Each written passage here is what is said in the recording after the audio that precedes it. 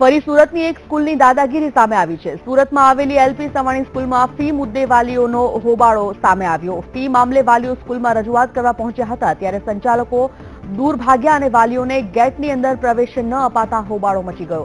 ઉલ્લેખનીય છે કે આ સ્કૂલમાં વાર્ષિક 90,000થી વધુની ફી લેવાય છે, જેથી વાલીઓએ સ્કૂલના સંચાલકો સામે ઉગ્ર રોષ વ્યક્ત કર્યો હતો। વીટીવી સંવાદદાતા પ્રજ્ઞેશ વ્યાસ ફોનલાઈન પર જોડાઈ ગયા છે। પ્રજ્ઞેશ, એલપી સવાણી સ્કૂલની આ ઘટના છે જ્યાં ફી વધારા મામલે વાલીઓએ ફરી એકવાર હોબાળો મચાવ્યો છે। પરિસ્થિતિ શું ઠારે પડ્યો છે હોબાળો કે હજી ત્યાં યથાવત છે?